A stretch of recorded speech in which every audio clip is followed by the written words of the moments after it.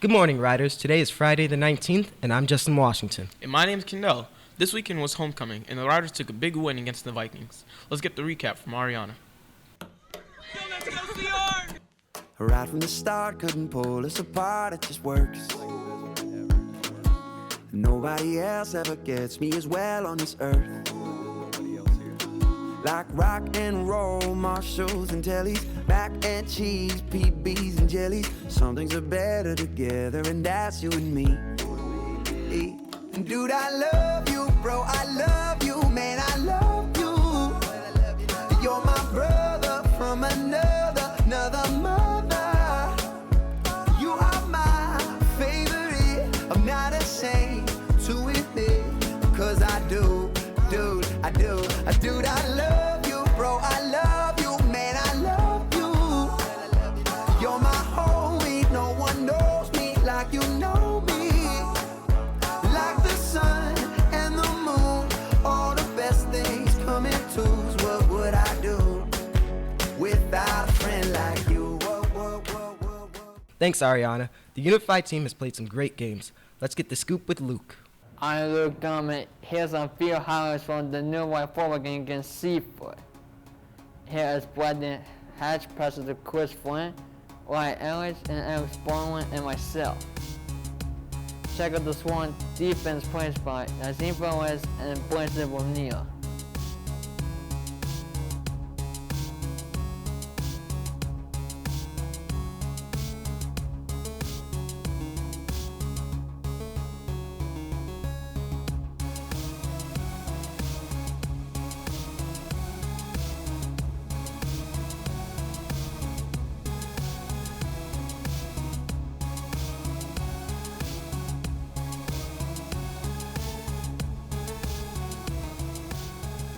I'm Luke Dunn, and go Wilds. Thanks, Luke. Ag and the classroom students collaborated with RVEC 3 students, Marissa and Will, to produce a video from McIlvain Kids. Here's how they did it.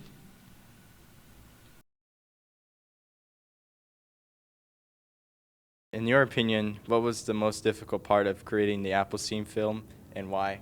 I think the most difficult part was like trying to find a location and like trying to coordinate with you guys, like when we could actually come down and film and do like voices to try to match up with the actual film. Overall, how was your experience to collaborate with RVED? You guys were really easy to work with, and you guys contributed some good ideas, so it was a good experience. What do you think could have made the planning process easier? Definitely time. Like if we had a lot more time, I feel like we could have like laid down a schedule and been like, okay, we're filming this day, this day, this day, and this day. But we were just kind of like, hey guys, we want to make a video, and this is when it has to be done. So we really didn't give you guys a lot of time, and we didn't like prepare ourselves with time to like make a schedule and like just plan everything out like we wanted to. Were you happy for the end result, and what was your favorite part? I was really happy with the end result, and my favorite part was when we were in the line, I think just doing the song. It was really fun to do, and it was really fun to watch. If there's anything you could add to the video, what would it be?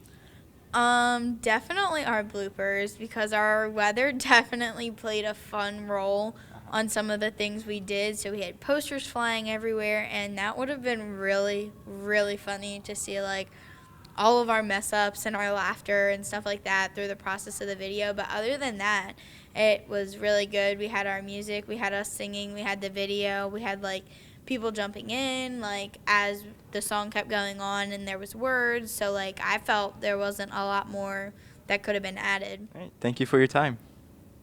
Now for this week's segments. We have Question of the Day with Cameron, Weather with Dejana, and Motivational Minute with Kendall. It's moment, but that's me. You shouldn't have called it minute in the first place. Just saying. If an electric train is going north 100 miles per hour and the wind is blowing west 100 miles per hour, which way is the smoke gonna blow? Ain't no smoke.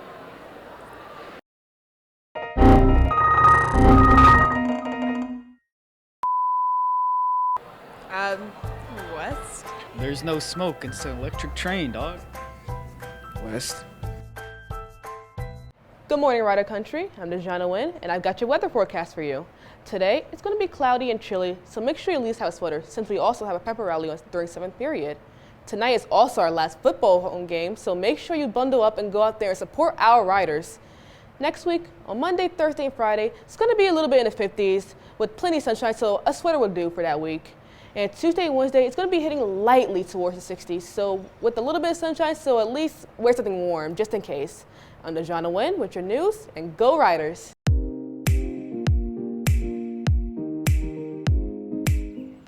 Warren Riders, it's time for Cannell's motivational moment. Today's quote is by Stephen Curry. It reads, "Be the best version of yourself in everything you do. You don't have to live anybody else's story. You are the author of your own life. Use your pen, write your own story." This has been Cannell's motivational moment. Well, that wraps it up for this week. Antonio's movie review of Last Man will be playing after the credit for those who want to watch. I'm Kendall Dawson. It's kind of like the Marvel credits at the end where you always want to see the... I'm Justin Washington, and this has been Rider News. I wanted... Okay. Yeah, no.